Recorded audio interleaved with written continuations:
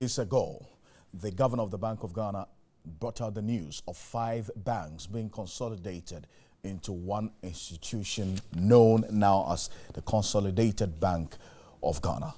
After that, lots of discussion have questioned some of the decisions that went into this and why we are where we are now. Good evening to you. Welcome to Business Focus. It's live here on TV3. We're live all across the world on TV3 Ghana, on Facebook, also on DSTV channel 279. My name is Alfred Okanse. Stay with us as we begin the discussion on this and take a look at the Volta River Authority Senior Staff Association's position that the Energy Minister, Boakye Agyarko, must be sacked by the President because of this whole renegotiated Ameri deal. They addressed a press conference earlier in the day. Bring you the details of that particular press conference as we go on on the show tonight. Feel free to join us with your thoughts, your views, and your opinions. Let's take a summary of the news that made the headlines in the world of business over the week.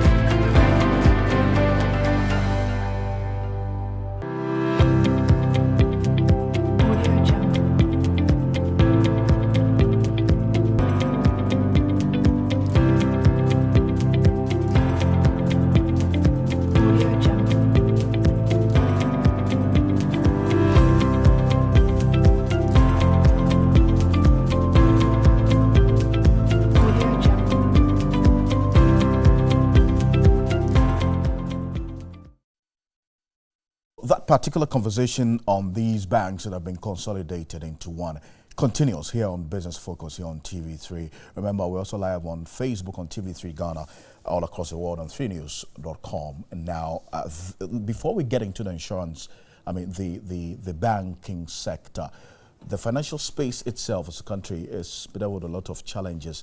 And many have raised a question that it's not only the banking sector that should be experiencing these reforms, the insurance, the investment houses, the finance houses, and other players within the financial space should also be looking at how they can be well regulated to ensure the confidence within the financial space. So there are just about 2% of Ghanaians who are currently enrolled on any form of insurance. Now, the abysmal numbers for a population of over 28 million is very worrying in a sector with some 26 insurance. So what this means is that under 2% of the population are insured with 26 insurance companies registered in this country. Not to talk about those that are fake. Now, fake insurance stickers, delayed claim payment, bureaucracies have been cited as the cause for low penetration. But Managing Director of SIC, that's Stephen Odro, says it's more of lethargic laws in the books of the National Insurance Commission.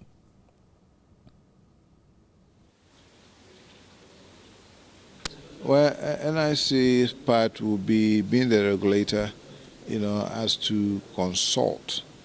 Some of the old regulations are lethargic. They don't help to innovate.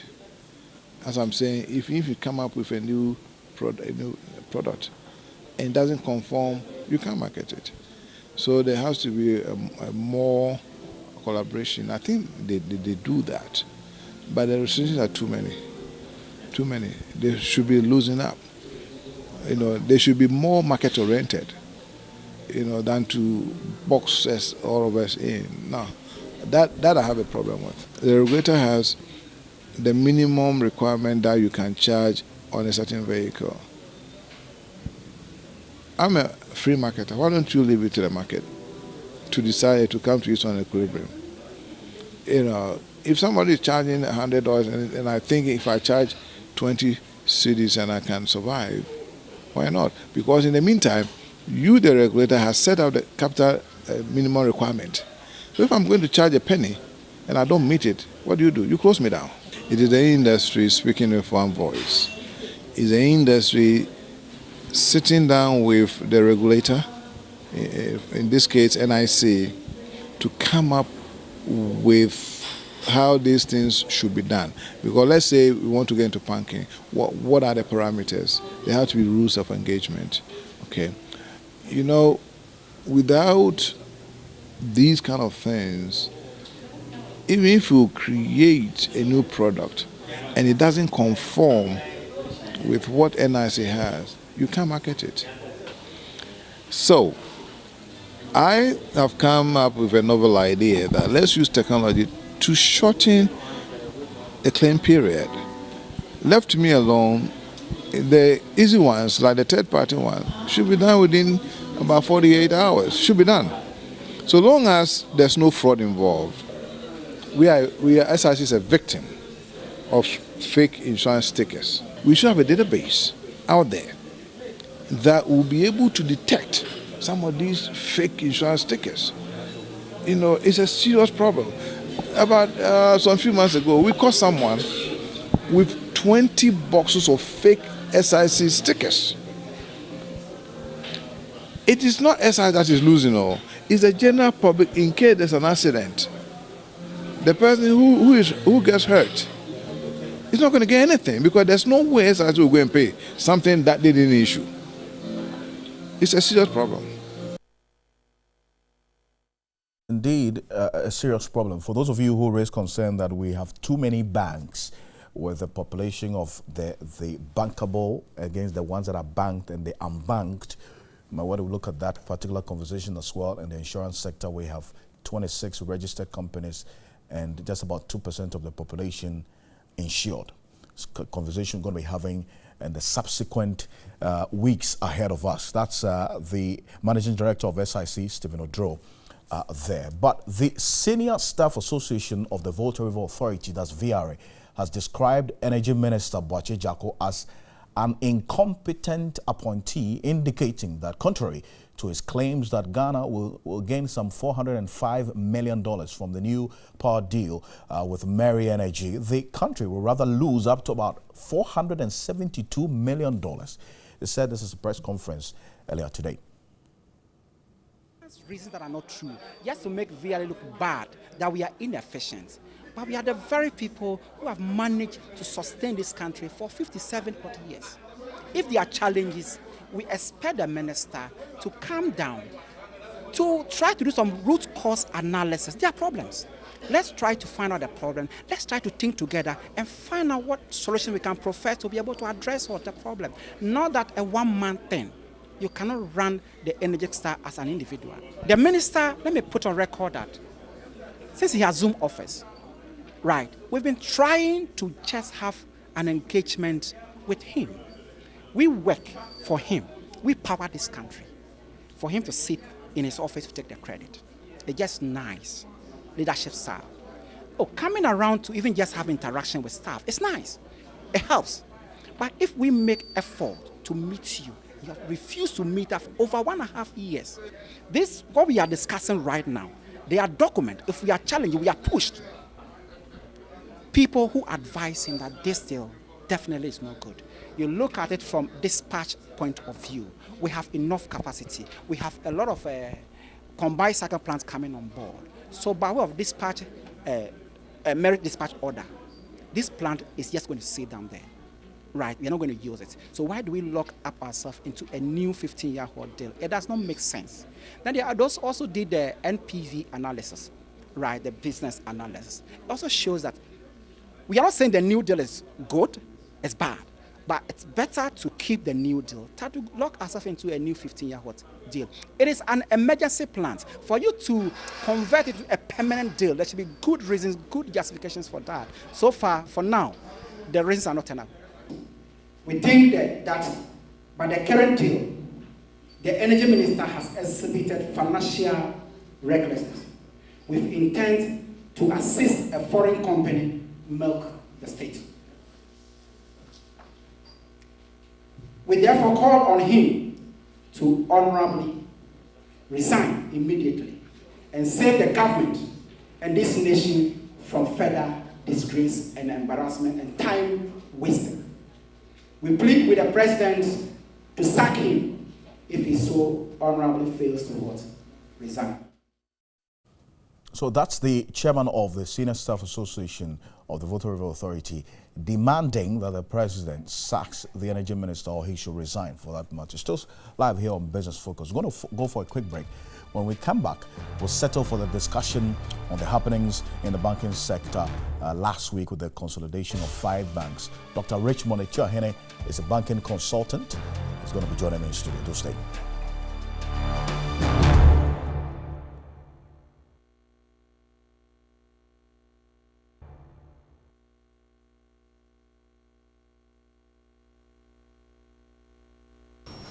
In the case of Sovereign Bank Limited, as part of Bank of Ghana's investigations into the failure of Capital Bank Limited, currently in receivership, it emerged that Sovereign Bank's license was obtained by false pretenses through the use of suspicious and non-existent capital. The bank is insolvent and unable to meet daily liquidity obligations falling due. Liquidity support granted so far to the bank amounts to 21 million as at 31st July 2018. The bank has not been able to publish its audited accounts for December 2017 in violation of Section 90 of Act 930.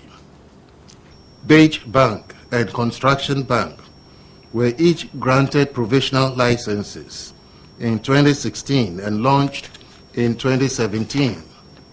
Subsequent investigations conducted by the Bank of Ghana revealed that, similar to the case of Sovereign Bank, both banks obtained their banking licenses under false pretenses using suspicious and non-existent capital.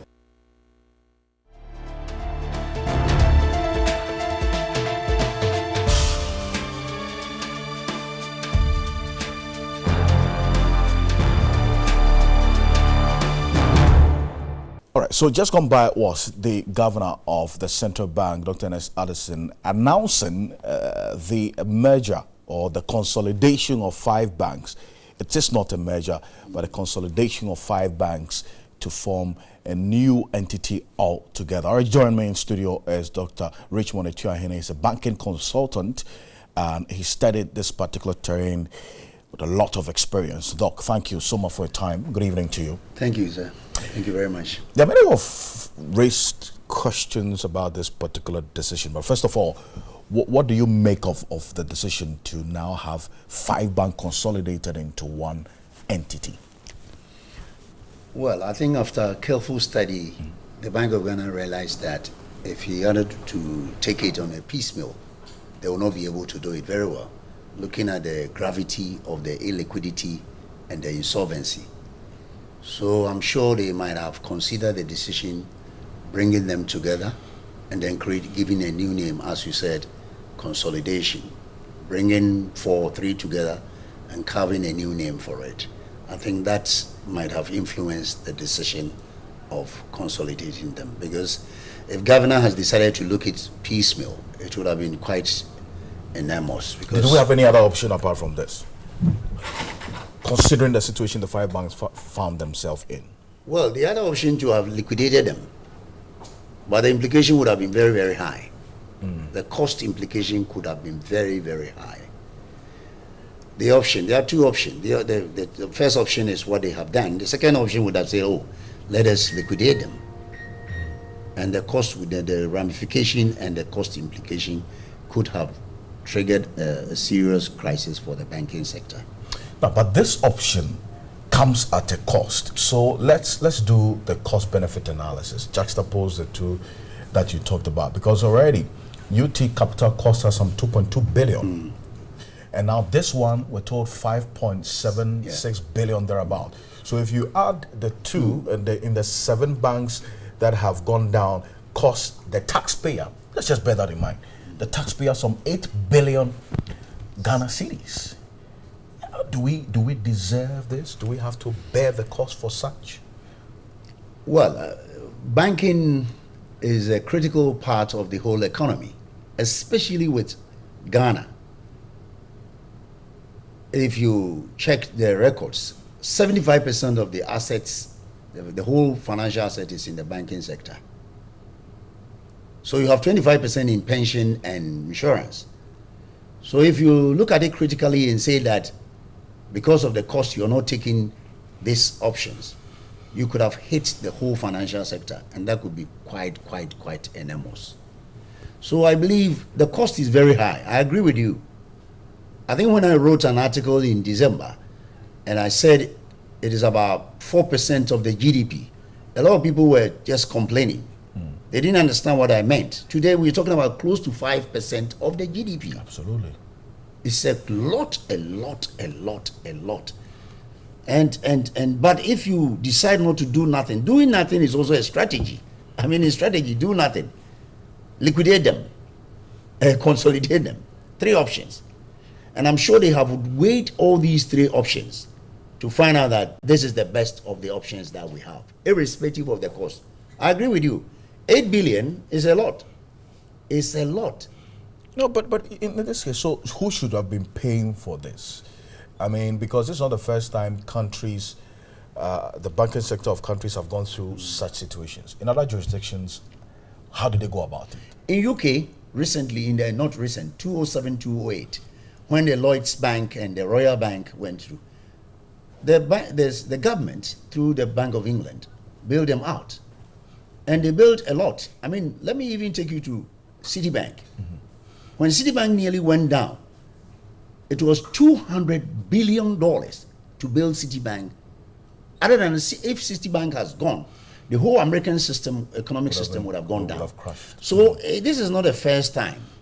But you see, looking at the situation we have, you will say it is huge, but to me it's relative. But it has happened in UK, it has happened in Germany, France, in the financial crisis. And they had no option to let the state step in. But the unfortunate thing for us is that our current debt ratio is quite incredible. So if we were to add this 8 to 8, well, we're told that it's not going to add up. well, to our debt that's why portfolio. I like what the governor, LC, Deputy Governor LC said on Friday when we were on Joy, saying that the IMF has agreed that there could be a standby something which will not be added to.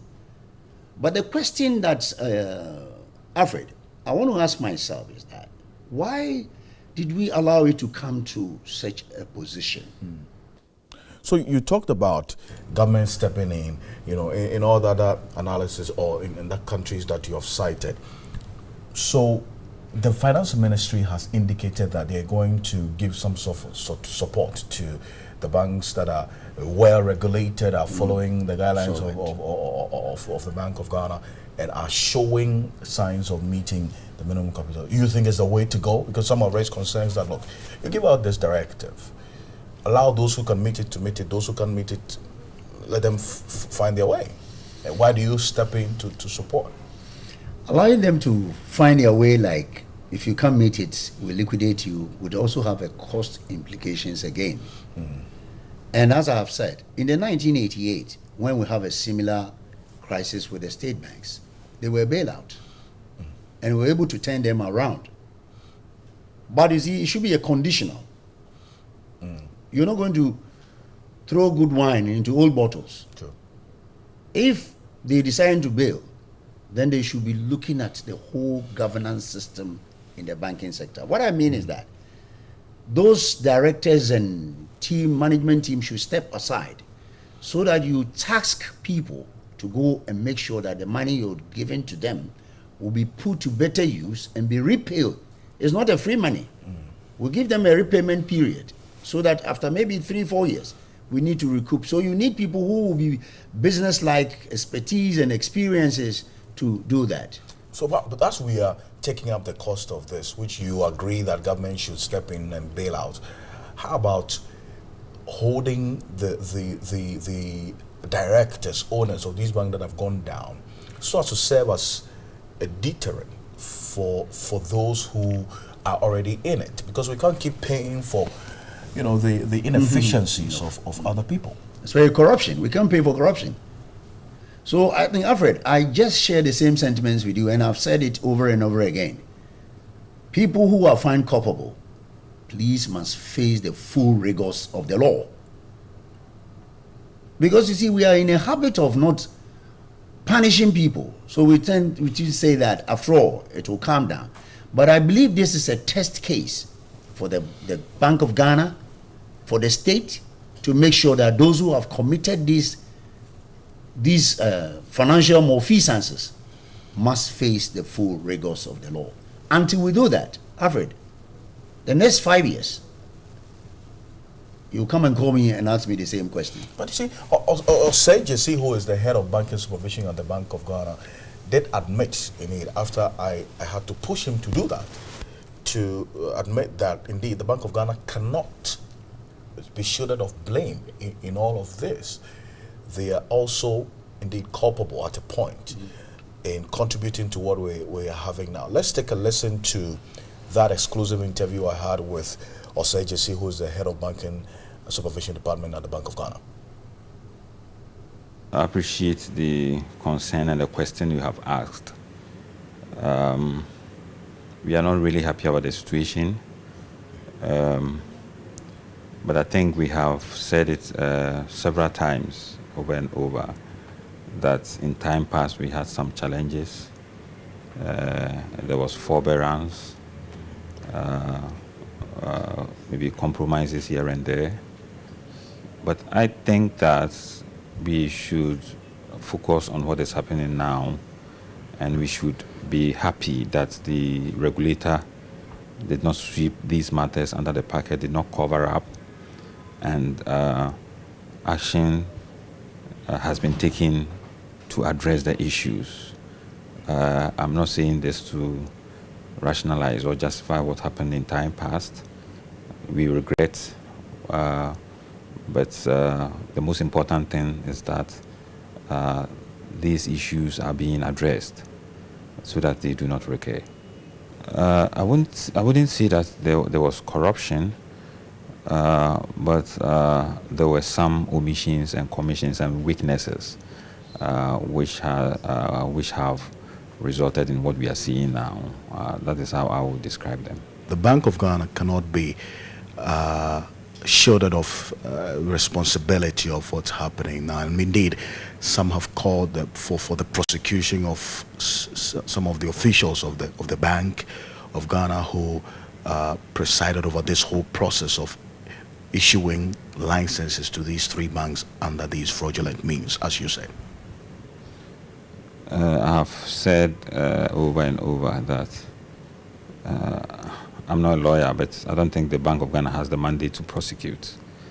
We have state institutions that have the responsibility to ensure that they enforce the law. What Bank of Ghana can do at this stage is to collaborate and to maybe provide the evidence available. So when it comes to prosecution, I think we have institutions that are responsible. Somewhere along the line, we had challenges. And we have come out to say that we had some challenges, and we are to accept part of the blame for what has happened. But it will not be enough grounds for one to conclude that out of the 3 of the 34 banks licensed by the central bank, which went through banking supervision, on that basis, we conclude that Bank of Ghana has not been working when it comes to licensing and supervising of banks. We have state institutions that have the responsibility to ensure that they enforce the law. What Bank of Ghana can do at this stage is to collaborate and to maybe provide the evidence available. Mineral banks are in a position to meet this particular deadline. So as we speak, for about 15 banks, we know they're going to meet the requirements. There are also two state banks that we know the government will take a decision to recapitalize them, and that will bring the number to about 17. And the other banks have submitted recapitalization plans to us, and we are monitoring. Some have come to us that they want to merge. So it is hoped and that come 31st December, most banks would have gotten there. Now the bank, the central bank being the regulator has admitted, indeed there are calls that some of the officials there should be prosecuted for what we are experiencing now. You think so? I cannot agree less with you. I believe, you see, before even you prosecute the shareholders and the connected people, the related people, they should first be punished if they are found culpable. I always want to be very careful choosing my words. If they, for omissions and commissions and neglect, are found on them, they must face full rigors of the law. Before we started going to hunt down the shareholders and directors, we need to do that. We should not color it. We should let it happen, so that in future, when I'm taking an appointment at Central Bank, I'll know that I can be held responsible.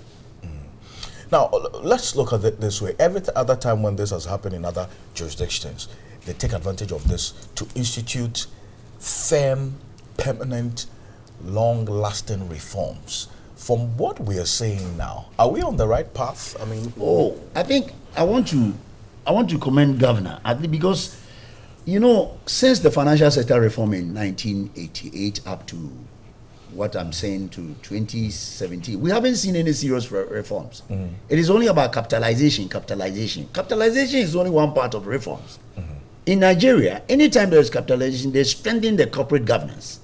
Absolutely. In Nigeria, anytime there is recapitalization, they strengthen the corporate governance. Coming out who can do this, who cannot do it.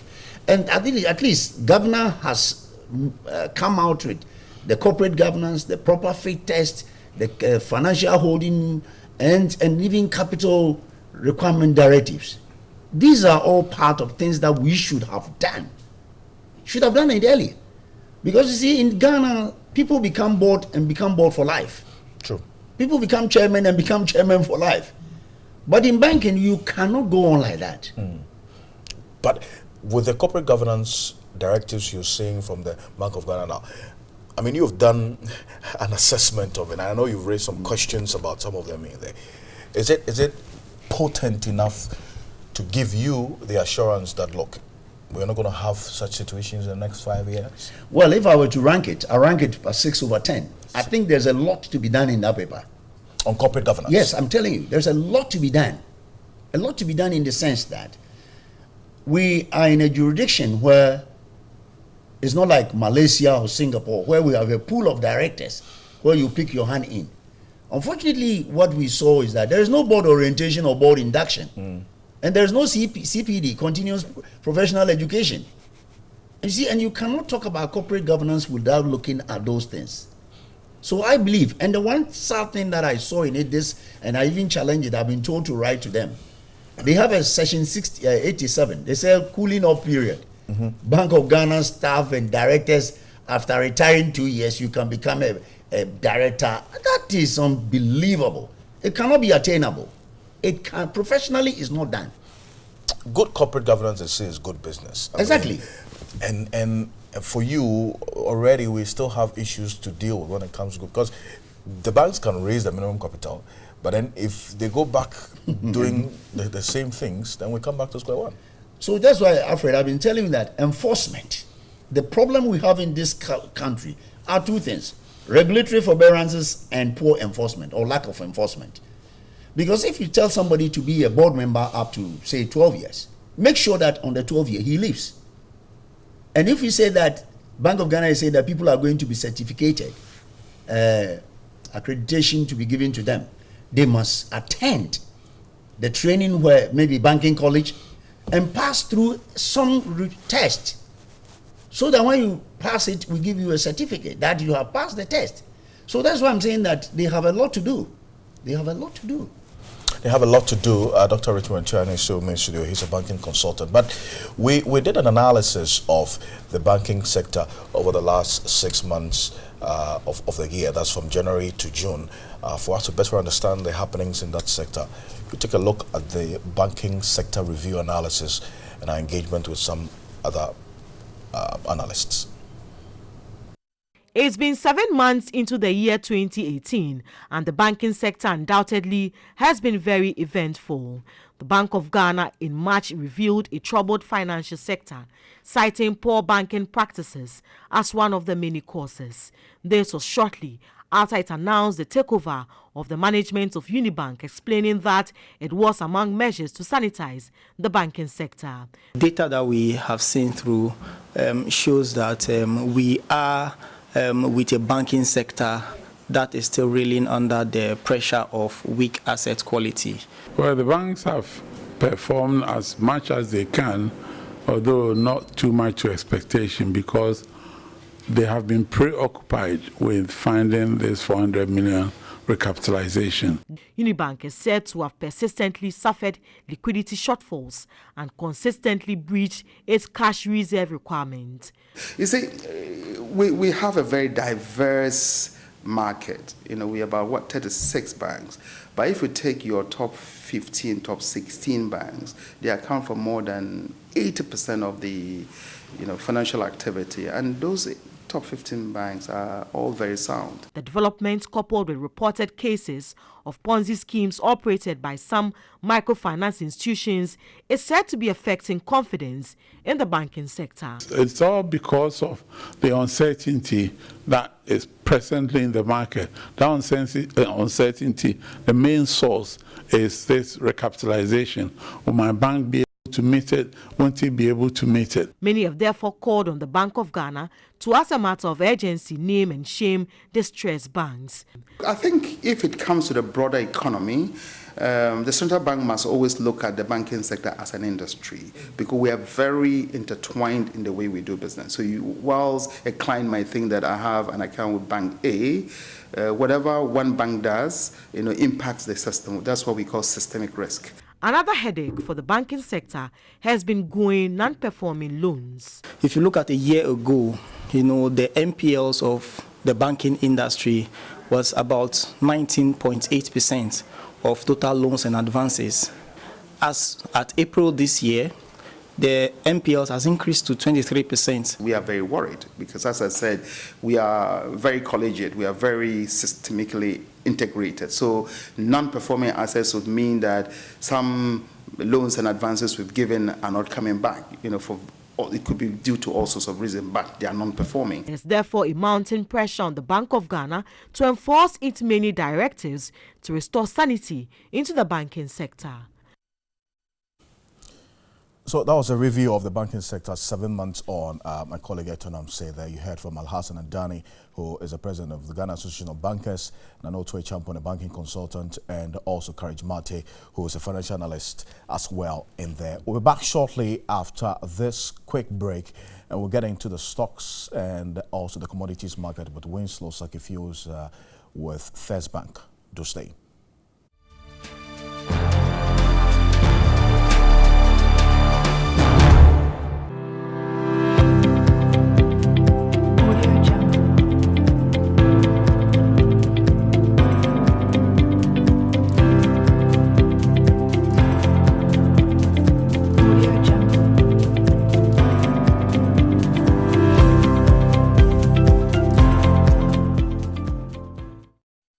So review your needs and goals is our investor tip for you today.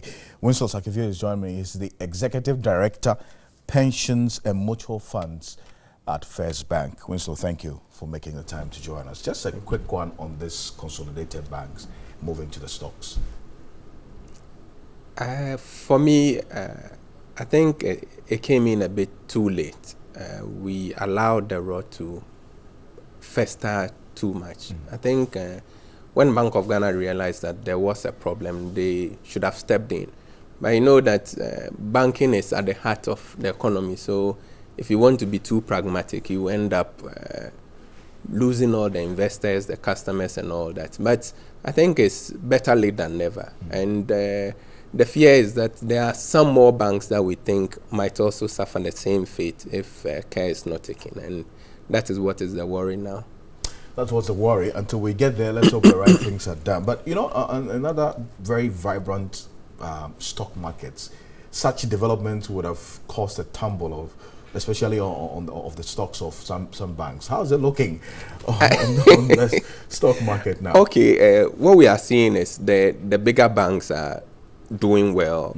Currently, they are picking up. They have released their second quarter results, and it looks like things are good for the big banks because they can easily meet the 400. Big banks, what are we talking about? Which banks we are talking about GCB, EcoBank, StanChart, and Barclays. They are the banks that are really picking up. And it makes sense because they have the capital. They can easily meet the 400 million. So for them, there's no problem. The banks that are suffering are the small ones, which would have to struggle to meet the minimum requirement. And remember, the deadline is December 31st this year.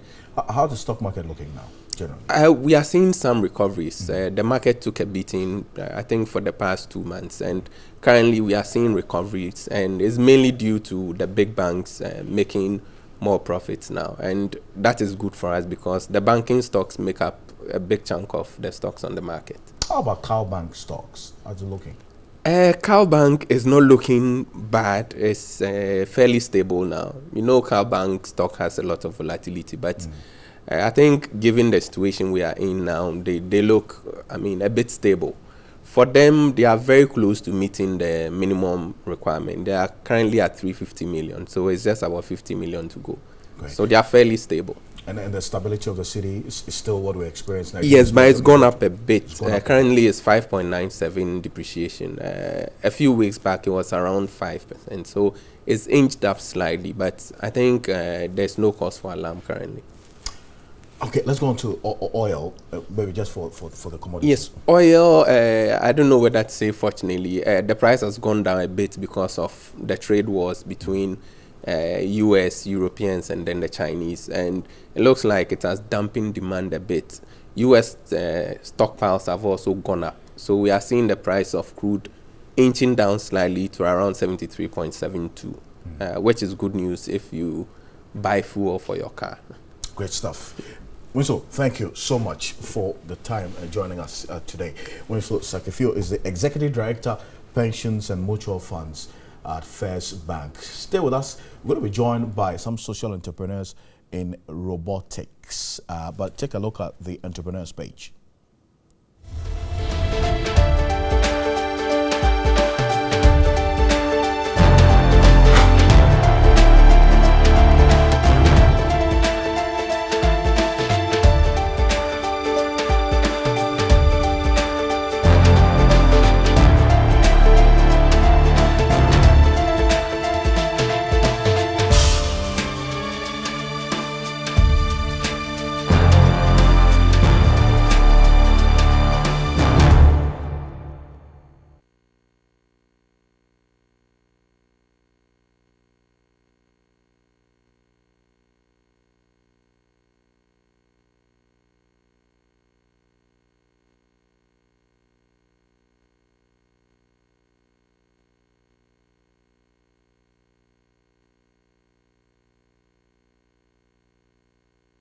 Live here on Business Focus here on TV3. And just to remind you that you can also keep the conversation going on our various social media platforms as TV3 Ghana on Facebook, at TV3 Ghana as well. And keep the tweets coming in. Thank you so much for joining us. And just remember that we have a focus on developing especially women and young ladies in the robotics and social entrepreneurship. Going to have that conversation extensively next week to explore those areas where they can make the impact, especially within the space of social entrepreneurship. Thank you so much for watching us here on Business Focus. My name is Alfred Okanse. Do have a good evening.